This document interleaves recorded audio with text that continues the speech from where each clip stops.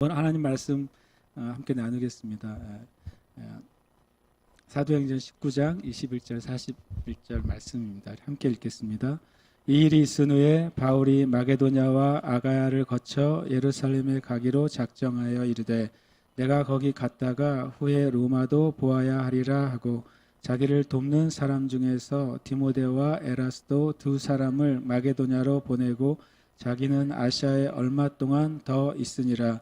그때쯤 되어 이 도로 말미암아 적지 않은 소동이 있었으니 즉 데메드리오라 하는 어떤 은장색이 은으로 아데미의 신상 모형을 만들어 직공들에게 적지 않은 벌이를 하게 하더니 그가 그 직공들과 그러한 영업하는 자들을 모아 이르되 여러분도 알거니와 우리의 풍족한 생활이 이 생업에 있는데 이 바울이 에베소뿐 아니라 거의 전 아시아를 통하여 수많은 사람을 권유하여 말하되 사람의 손으로 만든 것들은 신이 아니라 하니 이는 그대들도 보고 들은 것이라. 우리의 이 영업이 천하여질 위험이 있을 뿐 아니라 큰 여신 아데미의 신전도 무시당하게 되고 온 아시아와 천하가 위하는 그의 위엄도 떨어질까 하노라 하더라. 그들이 이 말을 듣고 분노가 가득하여 외쳐 이르되 그다 에베소 사람의 아데미여 하니 온 시내가 요란하여 바울과 같이 다니는 마게도냐 사람 가이오와 아리스다고를 붙들어 일제히 연극장으로 달려 들어가는지라. 바울이 백성 가운데로 들어가고자 하나 제자들이 말리고 또 아시아 관리 중에 바울의 친구된 어떤 이들이 그에게 통지하여 연극장에 들어가지 말라 권하더라. 사람들이 외쳐 어떤 이는 이런 말을 어떤 이는 저런 말을 하니 모인 무리가 분란하여 태반이나 어찌하여 모였는지 알지 못하더라. 유대인들이 무리 가운데서 알렉산더를 권하여 앞으로 밀어내니 알렉산더가 손짓하며 백성에게 변명하려 하나 그들은 그가 유대인인 줄 알고 다한 소리로 외쳐 이르되 그다 에베소 사람의 아데미여 하기를 2시간이나 하더니 서기장이 무리를 진정시키고 이르되 에베소 사람들아 에베소시가 큰 아데미와 제우스에게서 내려온 우상의 신전지기가 된 줄을 누가 알지 못하겠느냐. 이 일이 그렇지 않다 할 수 없으니 너희가 가만히 있어 무엇이든지 경솔이 아니하여야 하리라. 신전의 물건을 도둑질하지도 아니하였고 우리 여신을 비방하지도 아니한 이 사람을 너희가 붙잡아 왔으니 만일 데메드리오와 그와 함께 있는 직공들이 누구에게 고발할 것이 있으면 재판날도 있고 총독들도 있으니 피차 고소할 것이요 만일 그 외에 무엇을 원하면 정식으로 민회에서 결정할지라. 오늘 아무 까닭 없는 이 일에 우리가 소요 사건으로 책망받을 위험이 있고 우리는 이 불법 집회에 관하여 보고할 자료가 없다 하고 이에 그 모임을 흩어지게 하니라. 아멘. 할렐루야. 아멘. 오늘 제가 나눌 말씀은 사단의 수단 해놓고 이제 소동이라고 제가 적었습니다. 성경에 이제 소동이라고 말씀하고 있기 때문에 이 23절에 보면 그때쯤 되어 이 도로 말미암아 적지 않은 소동이 있었다. 큰 소동이 있었다는 거죠. 그 소동에 대한 이야기가 이제 24절에서 41절까지 나와요. 오늘 아침에 제가 이제 요한복음 14장을 이제 아침에 좀 묵상했는데 거기에 이 말씀이 있더라고요. 너희는 마음에 근심하지 말라. 하나님을 믿으니 또 나를 믿어라. 그러면서 그 다음에 주님이 그런 말씀하세요. 내 아버지 집에 거할 곳이 많다. 그러니까 되게 우리가 잘 아는 말씀이고 많이 들었던 말씀인데 저에게 오늘 아침에 주님이 참 재미있는 방법으로 말씀하신다. 그러니까 너희는 근심하지 마라. 그 전후 사정을 보면 예수님이 십자가에 이제 달리시기 직전이거든요. 이제 죄가 없으시면서도 이제 죄를 입으시고 또 불의한 재판을 받고 또 고초를 치르고 십자가에 피 흘려 죽으시기 전 그것을 계속 반복해서 말씀하셨을 때 제자들 안에 굉장한 실이 이제 근심이 있었던 거죠. 근데 주님이 근심하지 마. 그 다음에 이제 일반적으로 우리가 할 수 있는 거라면 내가 다시 살아날 거야. 이런 말도 하셨지만 그렇게 말씀하시지 않고 근심하지 마라. 하나님이 피할 길을 주실 거라고 말씀하신 게 아니라 주님의 그 해답, 근심하지 않아야 될 해답이 굉장히 먼 곳에서 가져오시는 거예요. 뭐요? 아버지 집에 아버지 집에 너희가 거할 곳이 많아. 그러니까 예수님이 죽으실 것에 대해서 근심하고 있는데 그래서 자신들이 예수님을 3년 또는 3년 반을 열심히 쫓아다녀서 예수님께서 이스라엘을 회복하시고 정말 하나님의 평화를 주실 것이라고 예상했는데 근데 예수님이 자신이 잡히실 것이고 재판받을 것이고 로마 군인에게 넘겨져서 죽임 당할 것이다. 물론 부활할 거야. 그럼 부활은 이제 실감이 안 났지만 그것에 대한 답으로 하나님이 예수님이 하신 말씀이 하나님 집에는 집이 많아. 이게 답이에요. 어저께 시험 본 우리 진선자매한테 근심하지 마. 하나님 하늘나라에 집이 많아. 이렇게 말하는 거죠, 주님이. 어떻게 생각하세요? 되게 주님의 말씀이 너무 신기한 거예요. 오늘 아침에 가만히 제가 묵상하는데 만약에 어떤 일에 내 생각한 대로 안 되고 좌절된 사람에게 근심하지 마. 다 잘 될 거야가 아니라 근심하지 마. 하나님 집에 집이 많어. 이렇게 말씀하시는 거예요, 예수님이. 굉장히 그때는 이제 은혜로운 말씀에도 불구하고 오늘 아침 이 말씀이 이제 제가 그 말씀을 이제 말씀 읽다가 그 말씀이 묵상이 됐어요. 읽다가 보면서 그래서 주님의 해결책, 우리 인생의 많은 근심 또는 걱정 또는 내가 닥쳐 있는 문제들, 해결해야 될 과제들, 이런 상황에 대한 답이 주님이 바로 그 다음 걸음을 제시해 주시거나 뭔가 이 상황이 지금 당장 바뀔 거라고 하는 주님의 위로가 아니라 감사하게도 하늘나라 얘기를 하시는 거예요. 그래서 제가 아침에 다시 이제 그 말씀 묵상하다가 이렇게 주님께 더욱 기도했죠. 주님, 제 삶에 지금도 제가 또 주님 안에서 또 넘고 풀어야 될 일들이 있겠지만 앞으로 내 인생에 많은 일들이 있을 때마다 주님 제가 다시 한번 하늘을 보겠습니다. 하나님 나라에 내가 거처할 곳이 있는 거예요.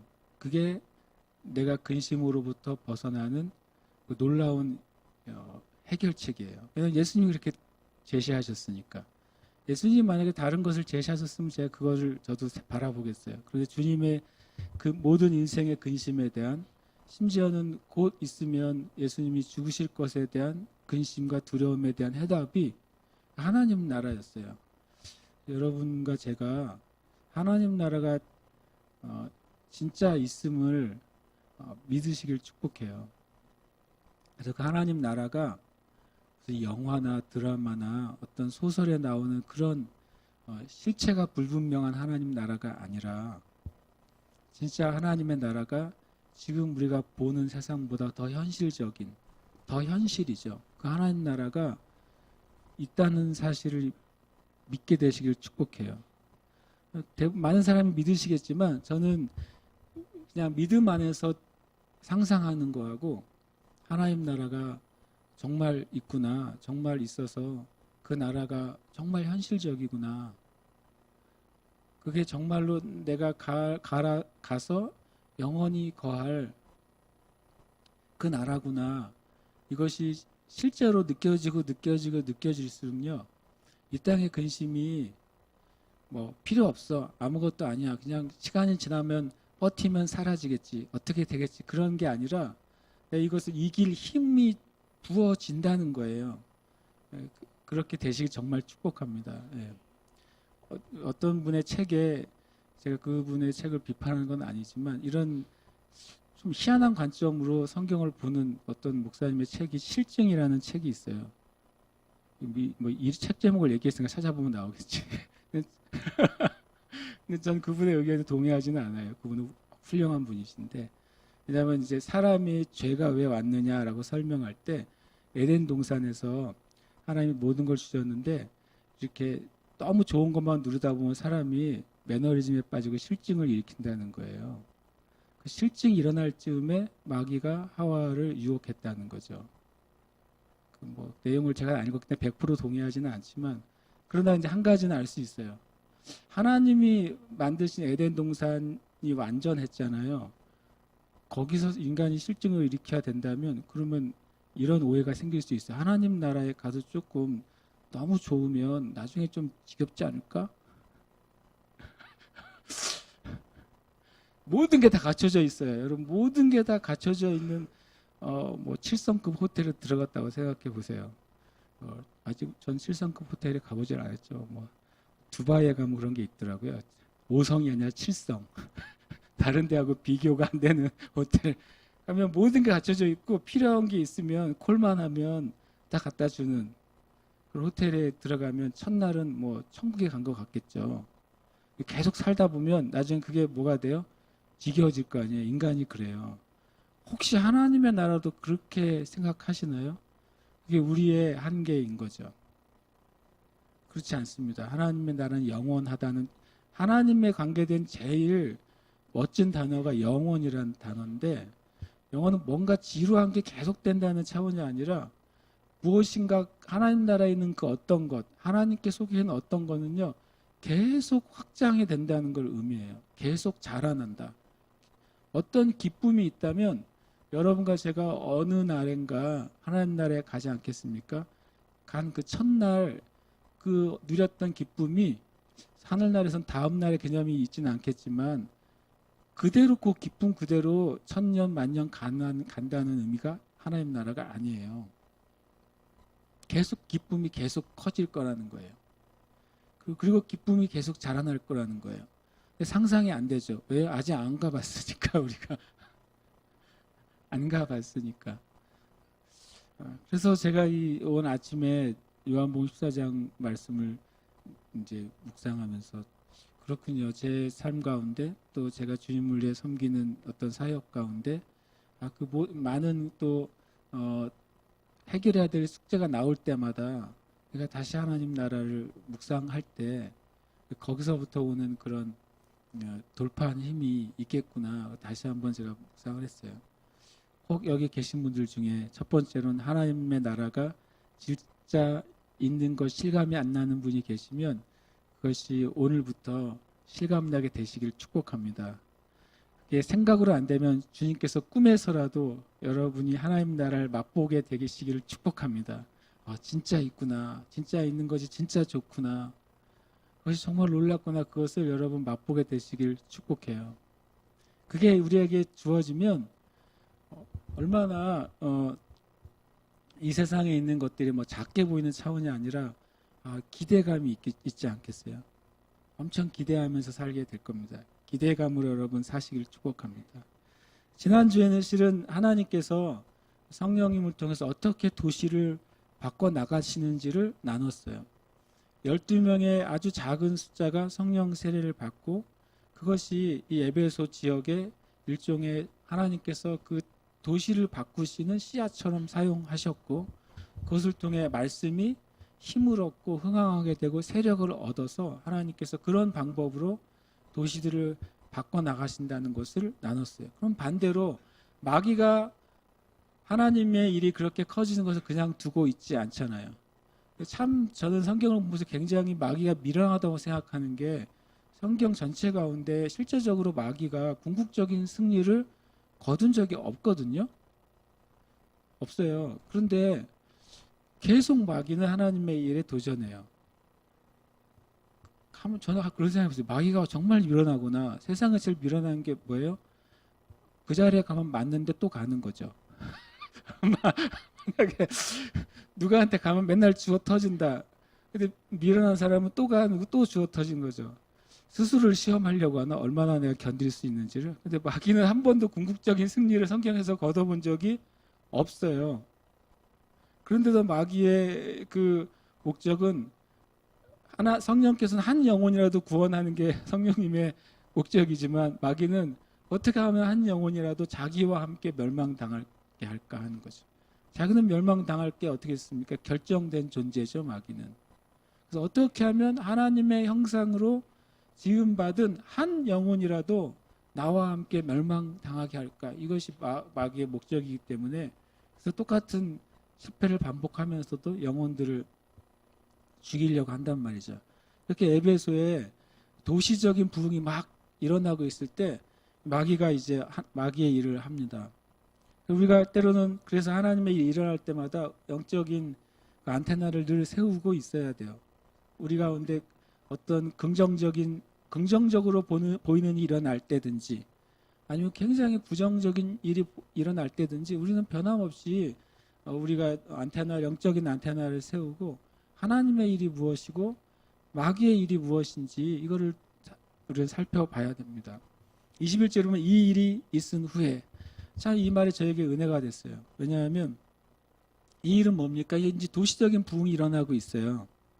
도시적인 부흥이 일어나고 있으면 우리 식으로 하면 어떻게 해야 되겠죠? 만약에 부흥이 일어나고 있으면 외부에 콜을 해야죠. 더 많은 사역자들을 보내달라. 더 많은 사람들이 오도록 막 콜을 해가지고 여기에 더 많은 스텝들이 생기고 더 많은 사역자들이 생겨서 일을 더 벌여야 되는 거 아니에요? 우리 식으로 하면. 그런데 바울은 의외로 반대 방향으로 일을 하는 것 같아요. 바울 사도가 뭐라고 말하냐면 첫 번째로는 마게도냐 아가야를 주 도를 거쳐서 내가 예루살렘으로 갈 것이다. 그리고 거기서 보면 또 예루살렘에 갔다가 로마에 반드시 가야 될 거야. 이렇게 말했죠. 마치 예수님 같아요. 예수님께서 오병이어의 그 기적을 일으키셨을 때 사람들이 몰려들어서 야, 이 예수님을 왕으로 세우면 딱 되겠다. 복구살 걱정 없이. 그렇게 할 때 예수님이 어떻게 하셨습니까? 제자들을 빨리 배 타고 보내버리고 자신은 혼자서 산 꼭대기로 기도하러 혼자 가시죠. 마치 사도 바울도 그런 것처럼 저는 느껴졌어요. 그리고 자신의 목표를 다시 얘기해요. 그러면서 22절에 보면 심지어는 자기와 함께 있는 사역자를 다른 데로 보내요. 지금 에베소에 부흥이 막 일어나고 있는 것처럼 보이는데 도시 전체가 그리고 그 아시아 전체가 복음으로 가득 찼는데 2년 동안의 이 사역을 통해서 그런데도 이 바울 사도가 사람들을 보내버려요. 왜 보냅니까? 바울 사도의 목적은 이 디모데와 에라스도라는 탁월한 사역자들을 바울이 세운 교회들을 돌보도록 보낸 거예요. 이것을 보면서 굉장히 신기했어요. 가만히 눈으로 보다가 굉장히 신기한 종류의 사역자다. 지금 놀라운 일이 일어나고 나는 떠날 거야. 떠날 계획을 하고 있고 놀라운 일이 일어나는데 자기와 함께한 동역자들을 작은 교회들, 약한 교회들을 위해서 오히려 더 보내는 거죠. 그리고 자기는 혼자 있어요. 우리가 일반적이지 않습니다. 사도 바울의 그 생각과 방향이 우리가 그동안 그냥 나도 모르게 체득된 이럴 땐 이렇게 해야지 이런 일을 하면 이렇게 반응해야지 하고 하는 그런 반응과 의외의 다른 반응을 가지고 있어요. 왜 그랬을까? 그걸 제가 묵상하면서 바울 안에 이 끝없는 그 복음에 대한 선교의 열정 때문에 이 일이 일어나는 거죠. 자기가 계획한 것이 아니라 바울의 어떤 방식이 아니라 바울 사도 안에는 하나님의 부르심에 대한 명확한 이해가 있었기 때문에 그게 중심이었기 때문에 그 일을 어떻게 이룰까가 바울 사도의 인생의 그 목적이었지 성공이 목적이 아니었어요. 바울 사도는 하나님의 일이 나를 통해서 성취되는 것이 목적이었어요. 그래서 동역자들을 보내는 것도 주저하지 않는 것이죠. 큰일이 일어났음에도 불구하고 다음 내가 복음을 전하기 위한 장소로 떠나는 것도 주저하지 않는 거예요. 바울 사도의 첫 번째는요, 예루살렘에서 로마로 이렇게 제가 이제 적었어요. 뭐냐면 예루살렘에서 로마로 뭐가 떠오르세요? 사도행전 1장 8절이 떠오르는 거죠. 예루살렘과 온 유대와 사마리아와 땅끝까지 이르러 나의 증인이 되라. 그러니까 주님의 사도행전 1장 8절에 그 아주 모범적인 모델이 사도 바울이에요. 계속 이 아시아 지역, 터키 지역, 그리스 지역의 부흥이 일어날 때 바울 사도는 계속 서쪽 계속 땅끝을 향해서 마음이 달려가는 거죠. 왜냐하면 그것이 예수님의 명령이었기 때문에 그것이 마음에 계속 멈춰있지 않고 계속 작동하는 거예요. 자동차도 이렇게 운전하다가 신호등 사거리에서 멈춰서도 계속 먼 온 돌아가고 있어요. 엔진은 계속 돌아가고 있습니다. 출발할 때까지. 바울 사도 안에 끊임없이 돌아가는 엔진은 뭐냐면 선교를 향한 열정인 거죠. 방법은 하나님께 있어요. 제가 아는 예전에 어떤 이제 선교사님에게 선교 메시지를 들을 때 굉장히 제가 은혜롭게 들었던 성경 중 메시지 중에 하나가, 그분은 중국 선교사님이었어요. 그리고 자기는 중국으로 부름 받았다고 믿고 있었어요. 근데 하나님이 중국에를 안 보내시는 거예요. 중국어도 잘하게 됐는데도 중국에를 안 보내세요. 그러니까 답답하지 않겠어요? 그런데 이분이 살게 된 땅이 어디가 됐냐면 말레이시아에 살게 됐어요. 계속 중국을 사모해요. 나는 왜 하나님이 중국에 안 보내세요? 근데 어느 날 깨닫게 된 거죠. 30년 전의 설교입니다. 제가 그걸 기억하고 있어요. 자기는 중국으로 선교사를 부름 받았다고 해서 이제 중국에 못 살게 하시는 거예요, 하나님이요.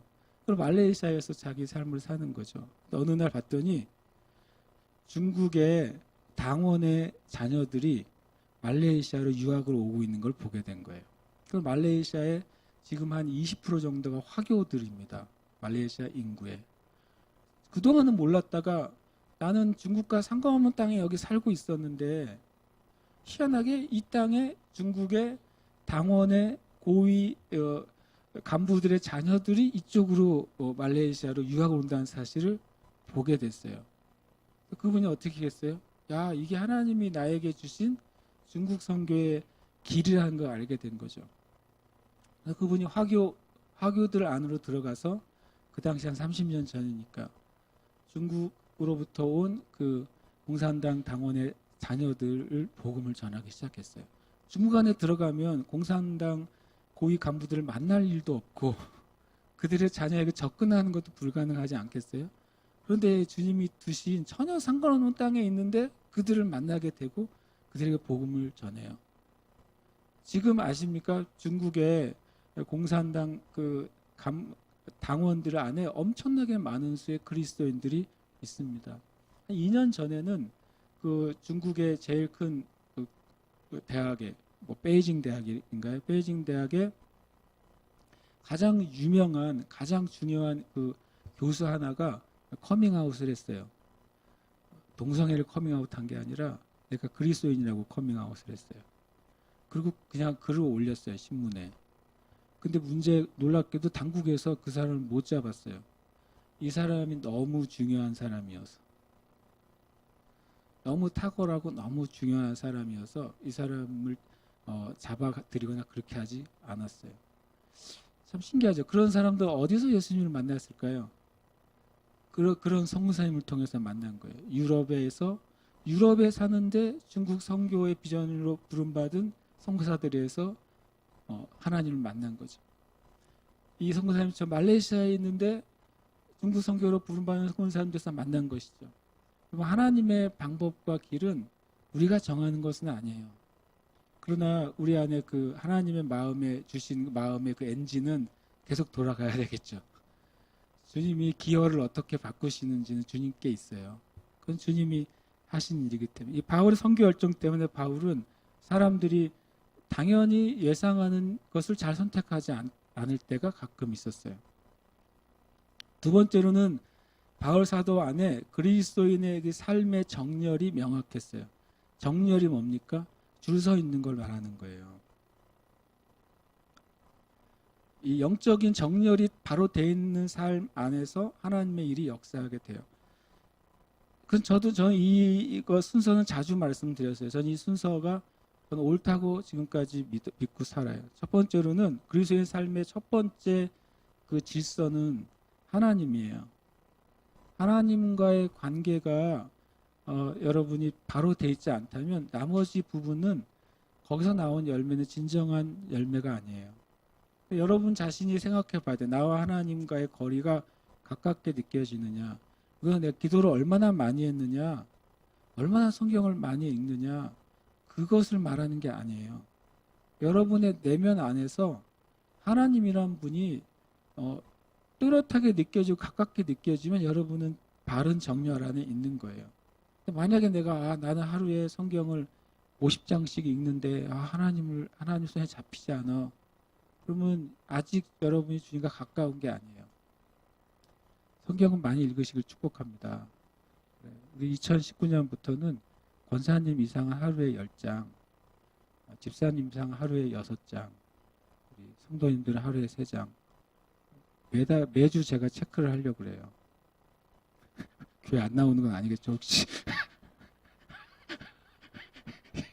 다음 주부터 없어지는 거 아니겠죠? 체크라는 의미가 뭐냐면 격려하고 싶어요. 우리의 삶에 기본적인 말씀의 베이스가 없이 어떻게 하나님의 은혜가 우리의 심령에 부어지겠어요. 근데 뭐 강자라는 개념보다 우리가 좀 세워 나갔으면 좋겠다. 그럼 속으로 그런 생각하시죠. 그럼 목사님 몇 장이세요? 저도 제 나름의 룰이 있는데 말하기는 건 되게 부끄럽고 어쨌든 하나님이 첫 번째 우리의 삶의 첫 번째 질서여야 돼요. 그게 우선순위여야 돼요. 두 번째는 가정이어야 돼요. 오해가 한 가지 있어야 돼요. 예를 들어 오해를 하지 않아야 돼요. 뭐 하나님의 일을 위해서 내가 가정의 삶을 다 내팽개치겠다. 아니면 나머지는 다 필요 없으니까 나는 이런 것만 올인할 거야. 하나님이 원하시는 게 아니에요. 정렬이라고 하는 것은 우리의 삶의 질서를 말하는 것이 뒤에 부분은 쓸데가 없다는 말이 아니에요. 가정이 두 번째 정렬이어야 돼요. 우리의 가정의 식구들이 내 삶에 중요해요. 그래서 가정의 식구가 많든 적든 그것이 문제가 아니라 내 삶에 있어서 하나님하고 관계가 바르게 되면 가정 안에서의 하나님의 일도 자연스럽게 바르게 될 것입니다. 이것이 하나님의 방법이에요. 하나님께서 세상을 창조하시고 사람을 창조하시고 첫 번째로 만드는 공식적인 기관이 가정이잖아요. 나라보다도 먼저 가정을 만드셨어요. 심지어는 교회보다도 먼저 가정을 만드셨어요. 민족들보다도 공식적으로 가정을 만드셨어요. 하나님의 그 나라, 하나님의 킹덤이라고 하는 하나님의 나라는 첫 번째로는 가정 안에서가 원형이에요. 그 원형이 확대된 것이 사회가 되고 국가가 되고 또 교회가 되는 것이 맞는 순서라고 저는 믿어요. 세 번째가 교회예요. 제가 말하는 교회는 자주 말하지만 어떤 교단이나 교파적인 의미의 교회가 아니라 예수님이 머리 대신 영적인 신앙의 공동체를 말하는 거예요. 영적인 신앙의 공동체는 두세 명으로부터 시작될 수 있고 수천 수만 명으로 확장될 수도 있어요. 그러나 이 교회가 예수님 안에서 성령 안에서 하나 된 영적인 공동체는 그리스도인에게 너무 중요해요. 왜냐하면 하나님께서 예수님이 머리 대신 교회를 통해서 일하시겠다고 자주 말씀하시기 때문에. 그리고 이 교회가 결국에는 세상을 바꾸고 이기는 중요한 거점이 될 것이기 때문에 교회는 우리에게 너무 중요해요. 참 여러분이 아쉬워하실 수도 있지만 여러분의 개인적인 비전과 부르심은 그 다음에 정렬이에요. 특히 이제 대한민국 같은 이렇게 하나님에 대한 특심이 있는 민족과 나라들이 이 정렬이 맨 밑에 있는 비전과 부르심이 하나님 다음으로 올라갈 때가 있어요. 심지어는 어떨 때는요, 표면적으로는 하나님을 위한다고 하지만 나의 비전과 부르심이 하나님보다 앞설 때도 있어요. 그럴 때는 무슨 말을 하게 돼요? 하나님 나한테 왜 이러세요? 이런 말 하게 되는 거죠. 내가 주님을 위해서 이렇게 하겠다는데 왜 하나님 날 안 도와주세요? 그래요. 이미 그렇게 말할 때는 뭐가 앞서 있냐면 나의 비전과 부르심이 하나님보다 앞에 있어요. 그래서 제가 이게 정렬이라고 말하는 거예요. 이 순서가 세워져야 하나님 나라의 질서가 세워진다.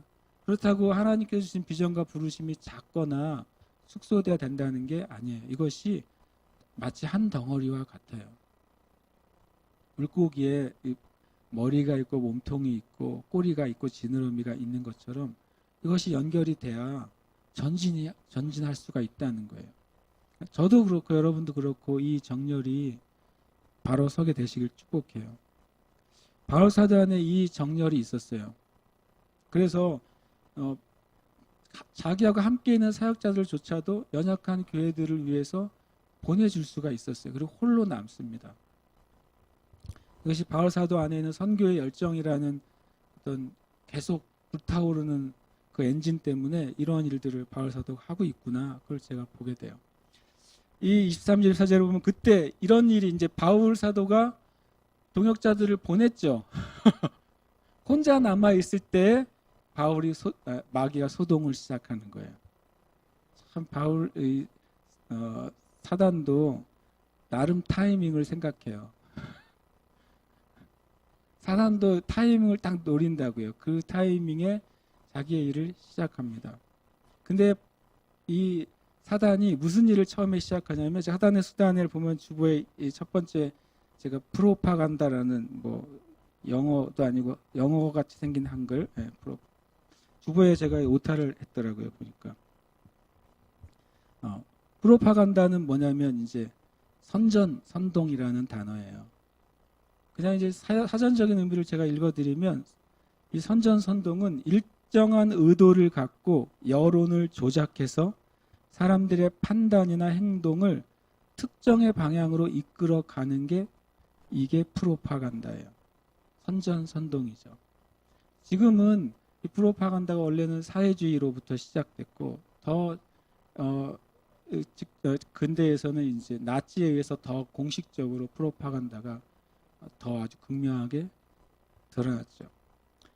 이 마귀가 이 하나님의 일을 반대하기 위해서 한 사람을 선택해요. 참 놀라워요. 하나님도 하나님의 일을 위해서 사도 바울을 선택하는데, 마귀가 에베소 지역을 딱 보다가 아니 어느 놈을 건드려 가지고 하나님의 일을 막을까 하다가 한 사람이 걸려들었어요. 누구예요? 사단이 선택한 사람, 데메드리오예요. 데메드리오. 이 데메드리오라는 사람의 뜻을 찾아보니까요, 백성들의 어머니, 이런 뜻이에요. 굉장히 나름 그 지역에서 영향력이 있었던 사람이었던 것 같아요. 이 프로파간다를 하려고, 선동을 하려고 마귀가 한 사람을 선택하죠. 마귀가 지금도 그래요. 레닌이나 막스나 스탈린이나 또는 나치의 히틀러나 이렇게 한 사람을 선택하잖아요. 상처받은 한 사람, 교회로부터 상처받은 한 사람, 부모로부터 상처받은 한 사람, 때로는 목사로부터 상처받은 한 사람, 이런 한 사람을 선택해요.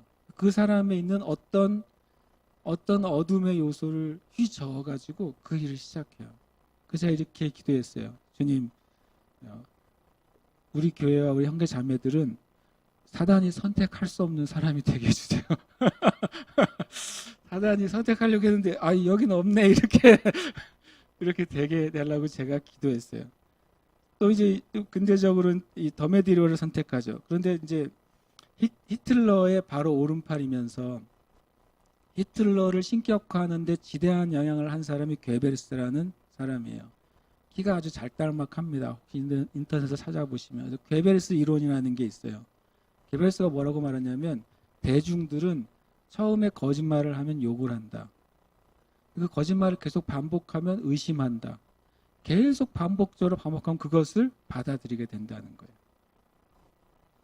부정적인 선동이죠. 긍정적인 건 뭐겠어요? 진리를 말하는 거죠. 사람들이 진리를 받아들이지 않지만 진리가 계속 진리인 것이 증거가 될 때 사람들 안에 진리에 대해서 받아들이기 시작해요. 마귀가요, 하나님의 방법을 늘 반대로 사용하는 거죠. 바울 사도가 어느 지역을 가면 계속 진리를 말하잖아요. 거절당하죠. 또 진리를 말해요. 그러면 성령께서 누군가에게 빛을 비춰주셔서 그 사람이 복음을 받아들이게 되잖아요. 그 일을 통해 그 지역에 교회가 생기고 도시가 바뀌고 하나님의 역사가 나타나는데, 마귀는 하나님에게 속한 능력은 없어요. 그는 진리가 없어요. 그래서 뭐예요? 그래서 프로파간다 하는 거예요. 거짓말 하는 거죠. 선동을 통해서 마귀의 방향으로 사람들과 도시와 나라를 끌고 가려고 하는 거예요. 딱 오늘 메시지가 그런 일을 하고 있는 모습을 굉장히 잘 보여줘요. 이 괴벨스는 히틀러가 자살했잖아요. 자살했는지 부하에서 죽었는지 모르지만 히틀러가 죽은 다음 날 그 나치의 그 벙커 안에서 자기 아내와 자기 6명의 자녀를 죽이고 자기도 자살합니다. 참 불쌍하고 비참하게 인생을 마감했던 사람이에요. 이 게벨스 때문에 600만의 유대인을 죽였어요. 나치가요. 그 프로파간다에 속아서 600만 명을 죽인 것이죠. 마귀는 이런 일을 하는 거죠. 참으로 악하고 참 더러운 일이에요. 그런데 우리 안에도 그런 일이 얼마든지 있을 수가 있어요. 시편 2편 1절에서 3절을 보면 이렇게 말씀하고 있습니다. 어찌하여 이방 나라들이 분노하며 민족들이 헛된 일을 꾸미는가. 이 분노라는 말은 뭐라고 되어 있냐면요. 이게 선전선동으로 되어 있어요. 소동으로 되어 있어요. 소동. 헛된 일이 선전선동이고 분노가 이런 소동, 소란, 집회 이런 뜻이에요. 참 놀랍게도 똑같은 표현을 하고 있는 거예요. 이 다윗이 놀라운 걸 깨달았어요. 어찌하여 세상 나라들이 사람들을 모아서 선전선동해서 막 사람들을 분노하게 만드는가. 어찌하여 민족들이 헛된 일들을 사람들에게 루머를 퍼뜨려서 그들을 말미암아 헛된 행동을 하게 만드는가. 헛된 일을 어떤 영어 성경은 루머라고 만들어놨어요. 번역을 그렇게 했어요. 요즘 말하고 비슷하죠. 그 이유가 뭐냐면 세상의 군왕들이 나서서 간원들이 서로 꾀하여 목적은 뭐냐면 어떤 불노이든 어떤 헛된 일이든 궁극적인 목적은 뭐예요? 여호와와 그의 기름 부음 받은 자 예수 그리스도를 대적하고 복음을 대적해서 우리가 그들의 맨 것, 표현이 재밌죠. 그들의 맨 것, 그들의 결박을 벗어버리자. 악의가 무엇을 사용하냐면 하나님의 말씀은 성경의 진리는 성경에서 말하는 도덕과 공의와 진실은 너희들을 묶고 있는 뭐예요? 결박이야. 너희들을 자유를 방해하고 있는 사슬이야. 이렇게 말하는 거죠. 성해방 이론을 가지고 있잖아요. 사람이 정말 자유롭게 되려면 아주 내면적인 성의 부분이 해방돼야 된다. 그러니까 자유연애 그거를 뛰어넘어가지고 이 동성애도 뛰어넘어서 유아성애도 뛰어넘어서 이제 수간, 동물과의 간음 이렇게 가는 거예요. 계속. 그것이 뭐라고요? 그것이 자유다. 하나님이 우리에게 준 율법과 진리들은 마치 너희들을 묶고 있는 너희들을 자유를 제어하고 있는 수단이라고 계속 가르치는 거예요. 이게 시편 2편의 내용이에요. 놀랍게도요. 시편 다윗이 언제 사람이요? 15세기 훨씬 더 전의 사람이잖아요. 아니죠. 15세기가 아니죠. 네. BC 한 10세기 전후의 사람이죠.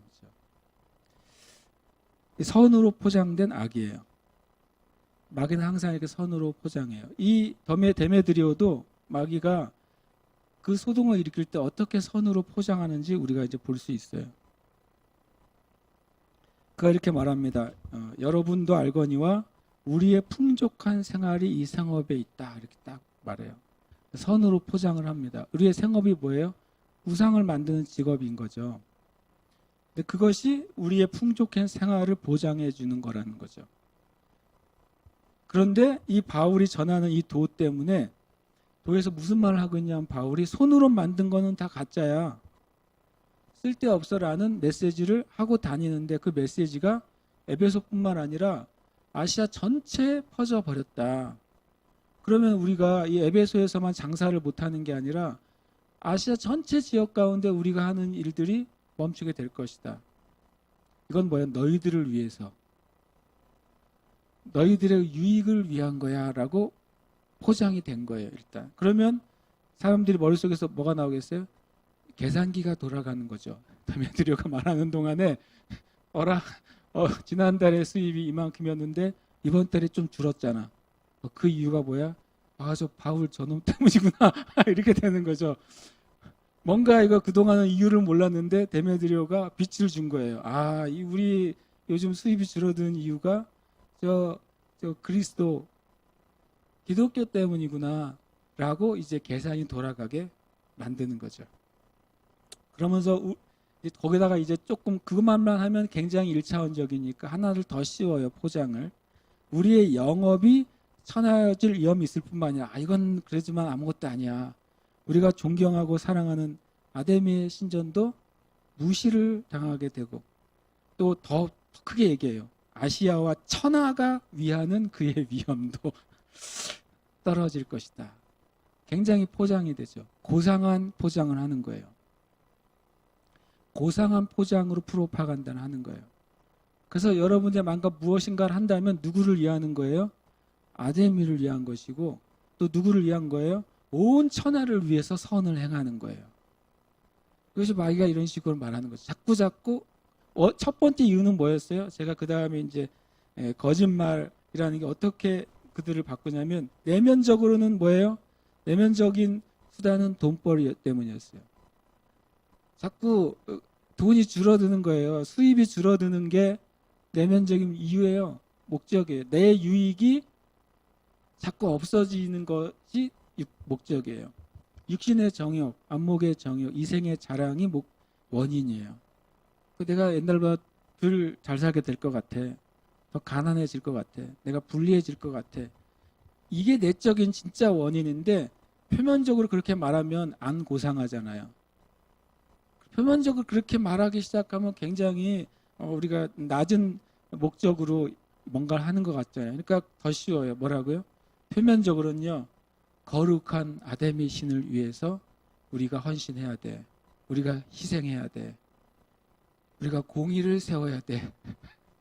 저 악한 것들을 이 세상에서 제거해야 돼. 이게 마귀가 하는 일이에요.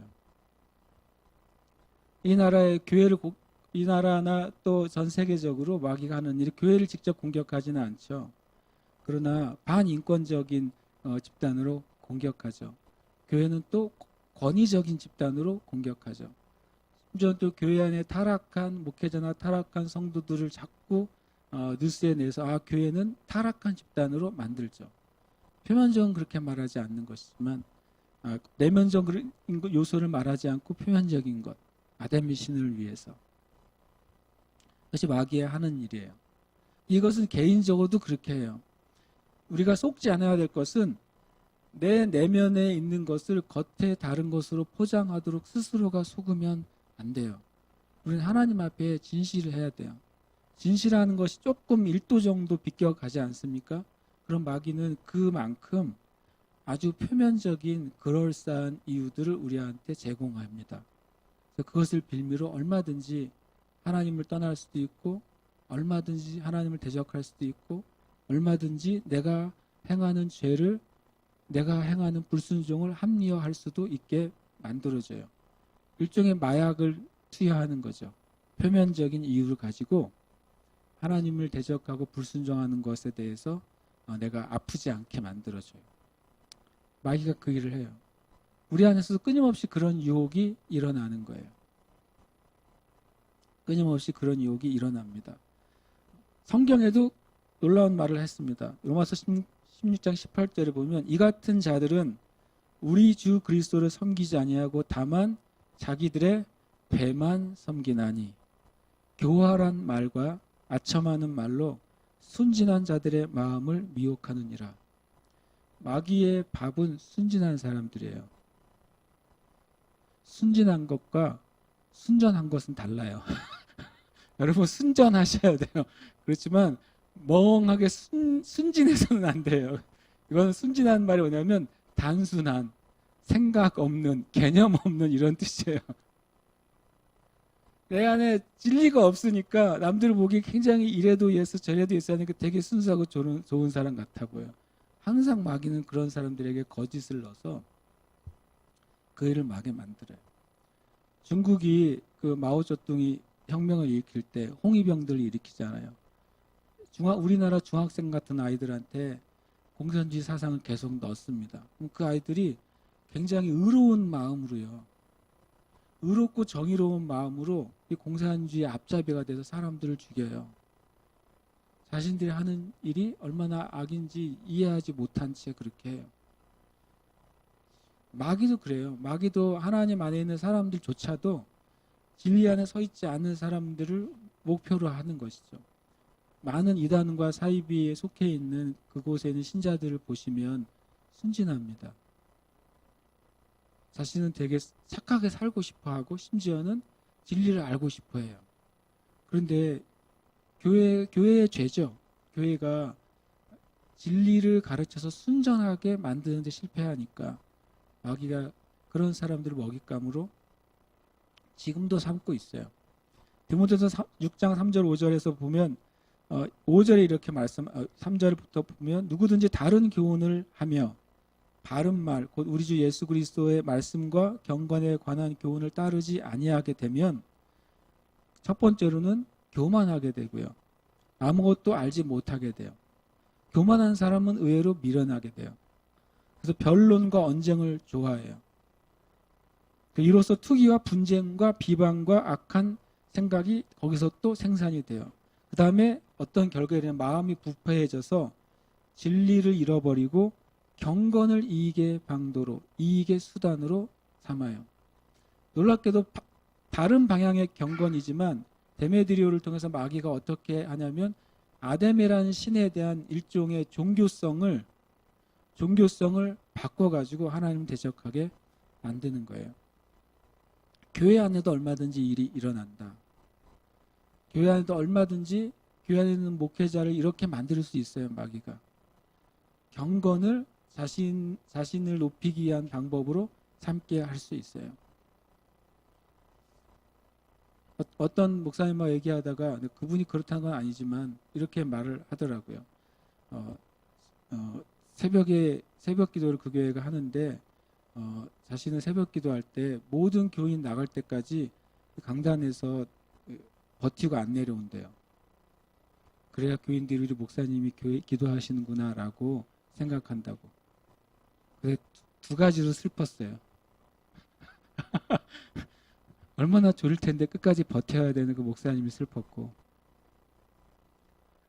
슬프잖아요. 안 슬프세요? 굉장히 졸린데 나 이제 좀 어디 좀 가봐야 되는데 한 교인이 신기하게 은혜를 받아서 계속 기도하고 있어요. 그럼 못 떠나는 거죠. 어떻게 하면 좋아요. 나는 마음이 슬프더라고요. 두 번째로는 그 목사님의 경건을 그걸로 측정하는 교인들이 슬픈 거죠. 이 세상에 너무 슬픈 일이 많아요. 그런 게 저는 그런 얘기를 들으면 막 슬퍼져요, 마음이. 그러니까 경건을 이익의 방도로 생각하는 순간 우리가 속게 돼요. 표면적인 것과 진짜하고 여러분과 제가 속으면 안 돼요. 주님께 분별력을 달라고 기도해야 돼요. 우리가. 그러면서 이제 이것을 뭐라고 일으키냐면 이제 분노를 그 다음에 일으킵니다. 뒤에 보면 이제 분노를 합니다. 우리의 영업이 천하질 위험이 있을 뿐만 아니라 큰 여신 아데메의 신전도 무시당하게 되고 온 아시아와 천하가 위하는 그의 위험도 떨어질까 하노라. 신기하게 거의 괴벨스 수준이에요. 그랬더니 처음에는 데메드리오 한 명이잖아요. 한 명이 그런 마음이 주어지니까 자기의 동종의 사람들을 모아서 선동을 했어요. 그랬더니 그들이 28절에 그들이 이 말을 듣고 분노가 가득해서 크다 에베소 사람의 아데메어라고 구호가 외쳐지기 시작했어요. 구호를 조심해야 돼요. 이 구호는 몇 마디 말이 사람들을 통일시켜요. 몇 마디 말이 사람들에게 그것이 불을 붙이기 시작해요. 이것은 분노에 불을 붙였어요. 분노는 어떤 역할을 하는 줄 아세요? 분노는 이런 역할을 합니다. 에베소 4장 26절, 27절에 이렇게 말씀하고 있어요. 분을 내어도 죄를 짓지 말며 해가 지도록 분을 품지 말라. 왜 분에 대해서 죄를 지어서는 안 되고 그것을 빨리 해결하라고 말씀하시냐면 분이 뭔지를 얘기해줘요. 마귀에게 틈을 주지 말라. 26절을 알고 있는 분들이 많더라고요. 또 27절도 알고 있는 분들이 많더라고요. 근데 26절과 27절이 한 문장이라는 것을 알고 있는 분은 많지 않더라고요. 26, 27절은 한 문장이에요.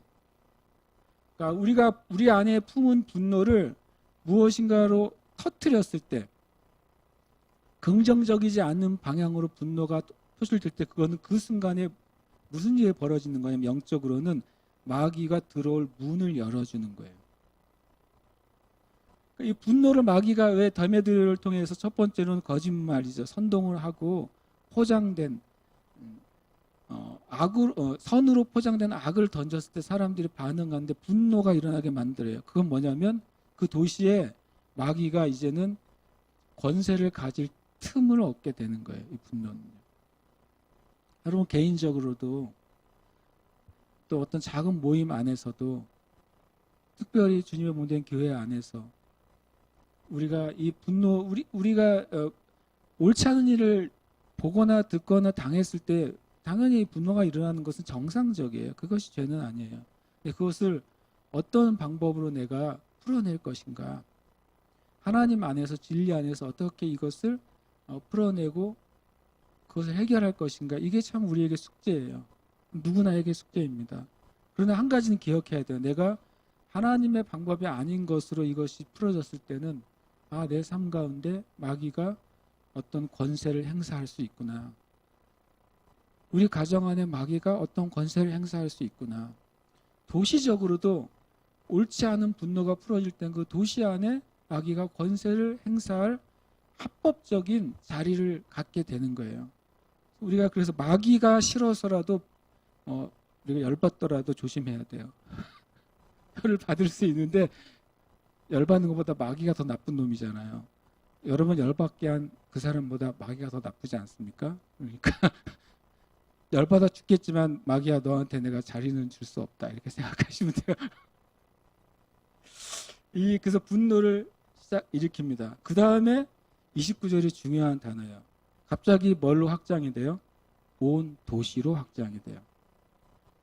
아주 짧은 시간에 일어난 일입니다. 더메드리오 한 사람에게 마귀가 어떤 생각을 넣었어요. 그래서 더메드리오 마음이 휘저어져서 야 이러다가 내 사업 망하겠는데 나 혼자 망할 수는 없잖아. 이렇게 당할 수는 없잖아. 같은 동종의 사람 모아서 야 이대로 망할 수는 없다. 그들을 수술입니다. 그 뒤에는 더메드리오가 안 나오죠. 원래 항상 그런 짓을 하는 사람들은 뒤로 빠져 있어요. 자기가 불을 피워놓고 자기는 뒤로 빠져요. 왜냐하면 이익을 내가 취해야 되기 때문에 그 앞에 나가면 안 되거든요. 마귀가 항상 그래요. 겉으로는 마귀가 안 드러나요. 겉으로는 정의로운 사람들이 있어요. 겉으로는 순수한 사람들이 있어요. 뒤로 들어가면 악한 자들이 숨어 있어요. 사단의 수단이 온 시내로 번져나갔어요. 이걸 보면서 야 마귀는 과거나 현재나 똑같구나. 그리고 중요한 건 뭐냐면 하나님의 사람들이 진리에 서 있어서 속지 않아야 되고 그것에 실은 분리가 되어 있어야 되고 그 안에서도 믿음을 지켜야 되는 거예요. 그래서 연극장으로 달려 들어갑니다. 그런데 29절에 보면 이때 그냥 달려가지 않고 마게도냐 사람 바울과 같이 다니는 마게도냐 사람 가이오와 아리스다고를 붙들어요. 마귀가 사용한 방법 중 하나가 뭔지 아십니까? 분노와 소동 안에 희생양을 만들어요. 바울이 괴수잖아요. 바울을 잡아야죠. 근데 바울을 직접 건드릴 수 없으니까 희생양을 잡습니다. 역사를 보면 그 일이 끊임없이 반복되는 걸 알 수 있어요. 역사를 보면 이게 어느 나라 역사든 어느 문화의 역사든 이 일이 항상 반복돼요. 왜 그럴까요? 한 놈이 하는 일이기 때문에 그래요.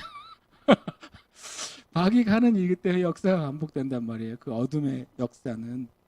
그래서 이 가리오와 아리스다고는 실은 거의 죽음 지경에 간 것이죠. 연극장으로 달려 들어갑니다. 바울이 가만히 당연히 있으려고 안 했겠죠. 바울이 들어가려고 해요. 그런데 제자들이 막습니다. 그리고 예수님을 믿은 그 아시아 지역 관리들 중에서도 들어가지 말라고 권합니다. 왜냐하면 거기는 이미 비이성적인 상태인 것이죠. 이성적인 말과 행동이 통하지가 않는 상태가 되어버린 거예요. 이 솥불란이라는 상태가 그렇게 됩니다. 32절의 상태가 마귀가 하는 것에 이제 절정판을 보게 돼요. 뭐냐면 30절 끝에 보면 모인 무리가 태반이나 원어에는 거의 대부분이라고 돼 있어요. 왜 모였는지 몰라요. 이게 마귀가 일으키는 소돔과 소란의 이게 실체예요. 왜 모였어? 이렇게 보여요. 왜 모였는데? 이렇게 되는 거야. 나도 몰라. 근데 앞에서 계속 뭘 외쳐요? 아데미를 위하여, 아데미를 위하여. 그럼 이유는 모르지만 계속 외치는 것이죠. 그 외치는 그 중에 누가 사람을 죽여도 계속 외치는 거예요. 그 중국 공산주의 혁명에 관계된 그 글을 읽다가 굉장히 잔인한 그림들이 있는 걸 많이 보게 됐어요. 어느 공산주의 혁명에서 대학에 몇 명이 선동을 해가지고 우리 대학에도 반동 분자가 있다. 그래서 대학에 자신들이 지명하는 반동 분자를 희생양을 잡아서 나무에 매달아서 목 매달아 죽여요. 목 매달아 죽인 장면이 제 마음을 아픈 게 아니라 죽은 시신을 돌아가면서 몽둥이로 때리는 거예요. 죽어 있는 시신을. 이게 얼마나 마귀가요, 사람의 그 안에 있는 하나님이 주신 본성을 계속 깨트리는 거죠. 깨트려서 성경에 이렇게 말씀하셨잖아요. 사람은 존귀하나 깨닫지 못하는 자는 멸망하는 짐승과 같다. 짐승의 상태를 끌고 내려가는 거예요, 마귀가. 야만의 시대를 만들어 가는 거죠. 표면적으로는 굉장히 고상한데 이 내적으로는 야만이 돼버리는 거예요. 그래서 33절에 이제 그 중에 한 명 알렉산더를 권해서 이것을 좀 막으려고 하지만 알렉산더가 유대인이라는 이유가 누가 한 명이 쟤 유대인이야. 유대인과 기독교가 관계가 없는데도 유대인이야. 바울이 유대인이라는 이유니까. 이제 동종이 걸리면 다 잡혀 들어가는 거예요. 이제는 관계가 없어도 다 한 통속이 되고 다 끌려 들어가서 다 죄인이 되는 거죠. 34절 끝에 보면 크다 에베소 사람의 아데미어 하기를 2시간이나 계속돼요. 이걸 가만히 제가 묵상하다가 어디서 많이 본 장면 같은 거예요. 어디서 봤냐면 엘리야 때 본 장면 같은 거예요. 엘리야의 바알과 아세라 믿는 제사장들이 850명이 불을 내리도록 하루 종일 바알과 아세라 이름을 불러요. 이성을 잃어버리고 자기 몸을 상해하면서까지도 불러요. 그러나 답은 없어요. 이들이 아무리 아데미를 부르지만 거기에 진리는 없어요. 공허한 메아리가 돼요. 더 사람들만 더 악하게 만드는 거죠. 비이성적인 분란이 일어나요. 되게 어떻게 보면 부정적인 오늘 스토리지만 그걸 제가 가만히 보면서 저 자신을 보는 거죠. 내 안에서는 마귀가 주는 메시지를 내가 무엇인가 하나 마치 마귀의 프로파간다처럼 거짓 선을 포장한 거짓이 내한테 들어왔을 때 나는 그것을 분별해낼 수 있는가? 나는 그것을 거절할 수 있는가? 그것에 내가 모든 사람이 참여하기 때문에 나도 모르는 사이에 참여해서 길거리에 나가게 해서 같이 크도다 에베소 사람의 아데미어하고 다니고 있지 않는가? 내가 중심이 하나님께 있는가를 제가 보게 됐어요. 그럼 이 땅의 교회도 하나님의 중심 안에 있는가? 이 땅의 전체의 교계 전체가 만약에 무엇을 위해서 달려가고 있을 때 내가 그것이 하나님 안의 진리인지 아닌지 판단해 보지도 못한 채 그것이 정말 하나님 원하시는 것인지 아닌지 생각해 보지도 않은 채 나도 모든 사람이 가는 길이니까 모든 사람이 의롭고 공의롭고 바르다고 하는 길이니까 나도 혹시 거기에 묻어가는 게 아닌가. 그러면 같이 죄를 지으면 나는 거기서 마치 그 죄가 나뉘어져서 작은 죄를 짓는 것 같은 느낌. 그런 걸 많이 묵상하게 됐어요. 교회의 죄가 그런 식으로 일어납니다. 한 사람 한 사람은 주님 앞에 선한 의도를 가졌을 때라도 때로는 마귀가 그렇게 하나님의 교회, 하나님의 사람들을 그런 식으로 타락시키고 같은 저주와 죄 가운데로 몰고 들어지는 것이죠. 마치 우리가 일제강점기 때 신사참배에 동의하고 또 나는 마음으로는 동의하지 않았어요 말하면서도 실은 그 전체 강물에 휩쓸려 갔던 이 나라의 교회 그것의 결과로 이 땅 가운데 피와 전쟁이 있어 왔잖아요. 그런 것처럼 우리가 주님 앞에 우리 자신을 봐야 돼요. 우리 자신이 속지 않고 어떻게 우리 자신을 지킬 것인가? 이게 너무 중요한 거죠. 뒤에 보면 그 다음 얘기가 이런 말이 있어요. 이제 뭐 서기장이 하는 이야기는 우리가 눈으로만 봐도 좋겠는데 서기장이라는 사람이 그래도 이성적인 사람이에요. 이 서기장이라는 사람이 진리를 위해서 한 것이 아니라 자기 자신의 안위를 위해서 안돈을 시키는데 이성적으로 안돈을 시켜요. 한 가지 이제 우리가 알았으면 좋겠는 게 35절이에요. 이번에 제가 하나 알게 된 사실이어서 좀 나누고 결론을 좀 나누려고 하는데 서기장이 무리를 진정시키고 이르되 에베소 사람들아 에베소시가 큰 아데미와 제우스에게서 내려온 우상의 신전지기가 된 줄을 누가 알지 못하겠느냐. 아데미는 뭐 당연히 아르테미스 여신을 말하는 것이고 제우스에게서 내려온 우상 이게 뭘까요? 밑에 나나주에 보면 하늘로서 내려온 우상이에요. 전에는 제가 그걸 이제 쑥 지나갔다가 이번에 알게 됐어요. 여러분도 아시라고. 제우스에게서 내려온 우상은 뭐냐면 아데미 지역에 쉽게 말하면 어느 날 하늘로부터 운석이 떨어진 거예요. 운석이 꽝 하고 떨어졌는데 운석의 형상이 아데미 형상을 닮은 거예요. 그래서 그 다음부터는 아데미 신과 아데미의 신의 모습을 닮은 운석을 이 에베소가 우상으로 섬기게 됐어요. 완전히 신주단지가 된 거죠. 그것을 보고 제우스에게서 내려온 우상이라고 말하는 거죠. 마치 하늘로부터 떨어졌기 때문에 하늘의 신 제우스가 그래 이 에베소는 바로 아데미의 도시야라고 딱 점을 찍어준 거예요. 그것을 아데미 사람들이 믿고 있는 거죠. 제가 가만히 보면서 제주도가 이런 면이 있다는 것을 제가 다시 한번 알게 됐어요. 제주도 홍보 동영상에 보시면 도가 만든 홍보 동영상에 보면 멋있는 글귀가 하나 나와요. 신들의 고향 제주도. 신들의 고향 제주도란 말이죠. 많은 신들의 이름이 나오고 그 신들에 의해서 창조된 땅이 제주도인 것이고 할망신에 의해서 많은 신주 신들이 막 생겼죠. 당집에 500당집이 생겼죠. 많이도 낳으셔가지고 500명을 낳으셨어요. 그래서 그 500명이 지역의 다 당집들의 신주가 된 것이죠. 그렇게 해서 스스로의 그 정체성을 제주도가 개인적으로는 그렇지 않아서 도가 그렇게 여기고 있는 우리들은 신들의 고향, 신에 의해서 세워진 땅인 거죠. 신이 점지한 땅인 거예요. 이 제주도가. 그래서 제가 이것을 우리가 에베소에서 일어난 일을 가만히 보면서 내가 제주도 도민이잖아요. 우리가 제주도 사람이잖아요. 기도해야 되겠다는 마음이 들었어요. 마귀는 언제든지 고상한 목적과 고상한 이유로 하나님을 대적하고 있었구나. 제주도에 있는 수많은 축제들이 고상한 이름으로 포장이 돼 있지만 내적으로는 다 제사하는 것, 무당에게 이 땅을 바치는 행사로 되어 있다는 것을 우리가 이미 알고 있어요. 그럼 우리가 주님 앞에 깨어있지 않으면 나는 저것과 상관없어 라고 우리는 여길 수 있지만 그러나 그것을 위해 깨어서 기도하고 분별하지 않으면 나도 모르게 그곳에 묻어날 수 있는 것이 이 땅의 우리다. 그럼 어떻게 하면 속지 않고 우리 자신을 지킬 수 있겠습니까? 아주 단순한 답을 저는 하려고 그래요. 바른 진리 위에 서 있어야 돼요.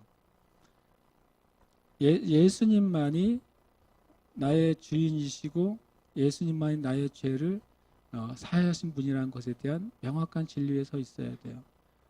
하나님이 나의 창조주라는 진리 위에 서 있어야 돼요. 성경의 말씀이 진리라는 그 진리 위에 서 있어야 돼요. 아주 단순하지만 이것이 세워져야 우리가 속지 않고 우리 자신을 거짓으로 지킬 수가 있어요. 또 바른 이성을 가지고 있어야 돼요. 이성은 하나님으로부터 왔어요. 그렇죠? 생각하는 능력, 무엇인가 분별하는 능력은 하나님께로부터 우리에게 주어졌어요. 이성적인 게 육적인 것이 아니에요. 우리의 이성이 하나님의 말씀으로 교정이 되고 새로워지면 이것이 하나님의 뜻을 깨닫는 중요한 통로가 돼요. 그래서 여러분 책을 읽으세요. 책을. 좋은 영적인 서적을 읽으세요. 그리고 가능하면 고전을 읽으세요. 21세기에 나온 책은 22세기나 돼야지 좋은지 안 좋은지 알 수 있게 될 거예요. 그러면 이 19세기나 18세기의 증명에 대해서 살아남은 책들을 읽으세요. 그것이 훨씬 안전합니다. 아니면 20세기 초반에 지금까지 살아남은 책들, 최소한 30년 전의 책들을 먼저 읽으세요. 그게 안전해요. 지금은 많은 사람들에게 인정을 받고 많은 사람들에게 읽혀질지 모르지만 저는 제가 몇 명의 저자를 말할 수 있어요. 그분들 책을 읽지 마세요. 그러다 뭐 공식적으로 말하기는 조금 미안한 부분도 있기 때문에. 예를 들어서 저는 유진 피터슨 목사님의 책을 권하지 않습니다. 훌륭한 분이지만 저는 권하지는 않아요. 훌륭한 분이죠. 엄청나게 많은 책을 썼고 별명이 뭡니까? 목회자들의 목회자죠. 참 훌륭한 별명이죠. 그러나 저는 권하진 않아요. 훌륭한 이성과 철학과 신학을 가지고 있지만 제가 볼 때는 온전한 진리에 있다고 보지 않기 때문에 우리가 주님 앞에 이제 속지 않고 자신을 지키려면 바른 진리, 바른 이성 위에 서 있어야 돼요.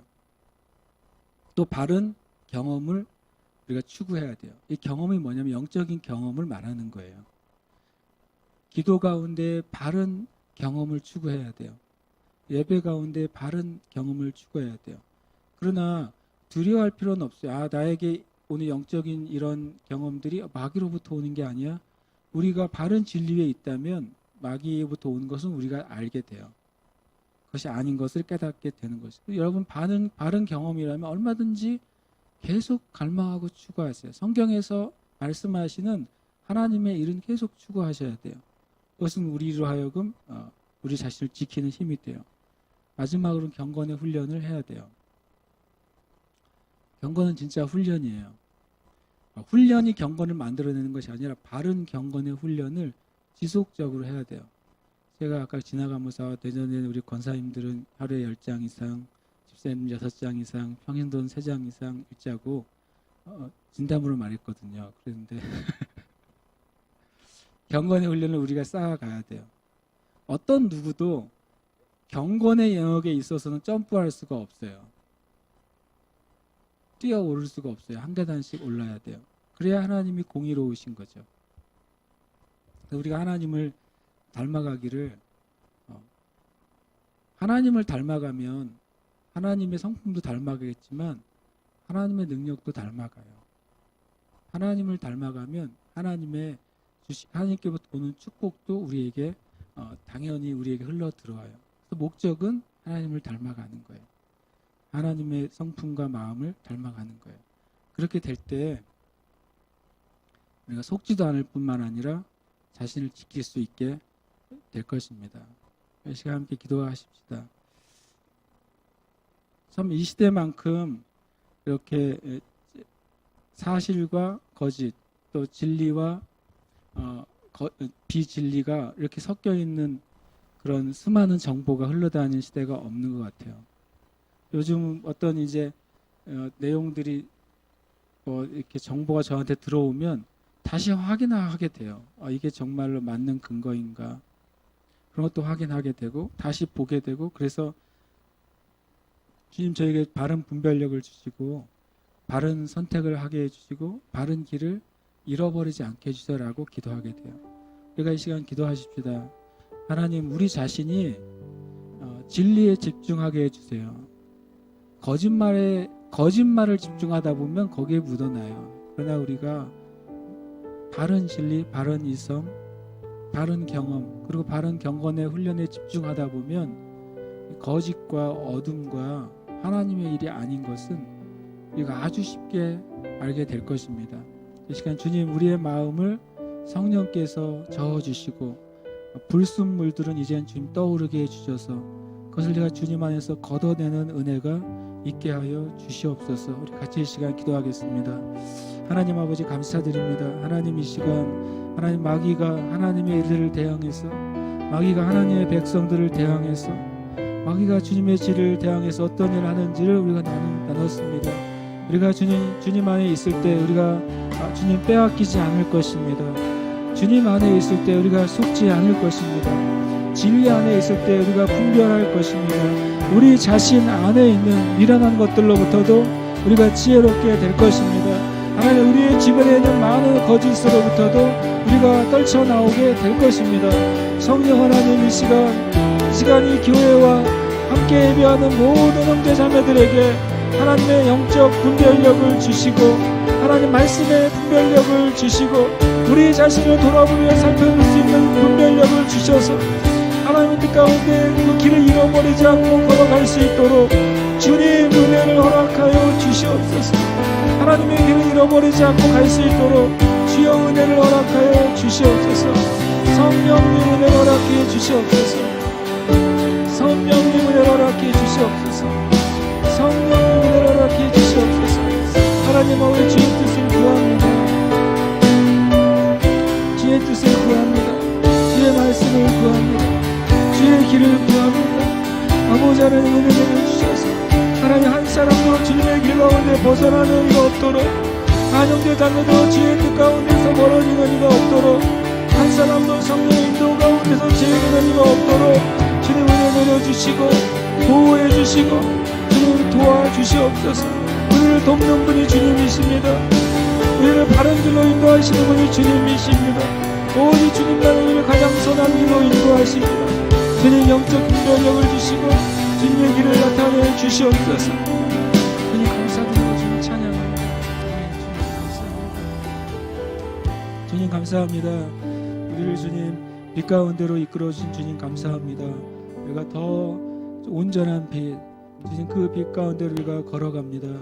주님이 가르쳐 주신 그 진리의 길을 따라 또 우리 가운데 거하시는 성령님의 인도하심을 따라 우리가 주님 빛 가운데로 걸어갑니다.